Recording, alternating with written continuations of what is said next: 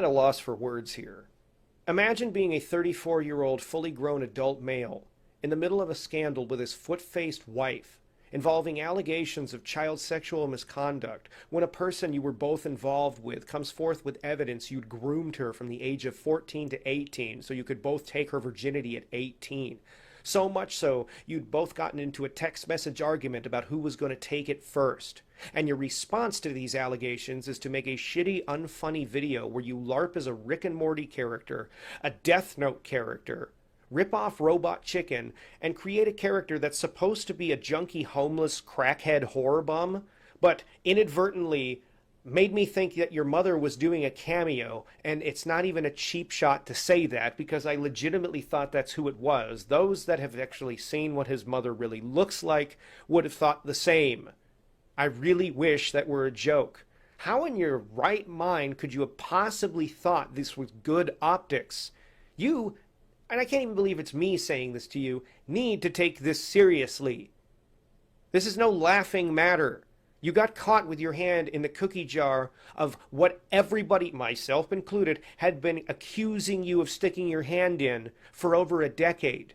And your answer is to just wash your hands of all accountability and responsibility for what you and your wife has done, and just play around with action figures and your Halloween costumes of anime characters and other cartoon characters and dress up as your own mother. I don't make any attempt to try and understand the psychology of someone like that. Does it not mean anything to you to try to use somebody's virginity as a bargaining chip to try and save your dying relationship?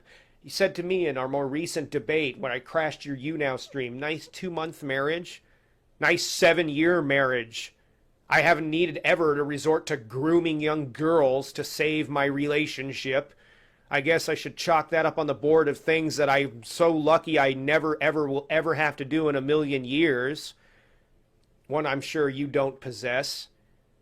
Just act like people are nanny state reactionaries towards substantive evidence, actual hard proof that you are an ephebophile with a penchant for young girls from damaged familial backgrounds, who have depression issues, who have disorders through abuses that were subjugated onto them that aren't of any of their control.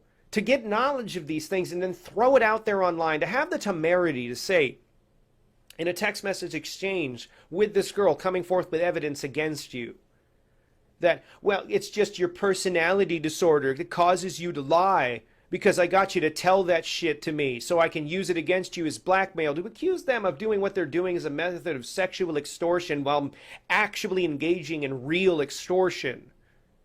Using somebody's emotional shortcomings against them. That's fucking extortion.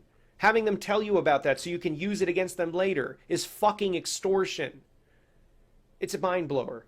It's a fucking mind blower. My mind is more blown than Bud Dwyer's mind. If you don't know who he is, I don't know whether or not you should look that up, unless you want to see a guy shoot himself in the fucking head. Which is exactly what I felt like doing, trying to get through this particular video. If you notice up in the corner, it says Patreon. Thank God for re-uploaders, sparing me the indignity of having to spread my wallet's asshole and fill it with cancer like this. I can't believe you'd have the temerity to make people pay for content like this as a response to being caught doing what everybody speculated you've been doing all these years, even though it really wasn't that big of a secret. I can't believe you spend tens of thousands of dollars on video editing equipment and software, and yet this is what you make with it. This is the best you can do. And by the way, with the screen that I have up here, nice fucking fire hazard. If you notice in some of his more recent videos, this place he lives in is turning into a goddamn hoarder's den. Just cables and wires all over the fucking place. Clear plastic tubs and bins filled to the brim with documents and papers. I guess Pierce County's trying to bury you in the Dead Sea of red tape, man. Just drown you in that shit. Piles of dirty clothing and children's toys and garbage heaps all over the fucking place. You got kids. Try to live to a higher standard than this. God forbid they go leaf through one of the hoarders' shit piles one day and find something they could accidentally hurt themselves with. Not that you'd care about that on a genuine emotional level. A guy that gives a shit so much about his public fucking image, and when he's finally caught fucking around with a teen, finally caught fucking around grooming a girl as young as 14 fucking years old to sleep with him and his fuck ugly foot face wife. This is his fucking answer to it.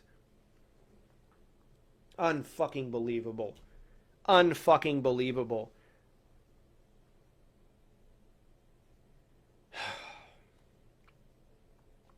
So how's your day? Just curious.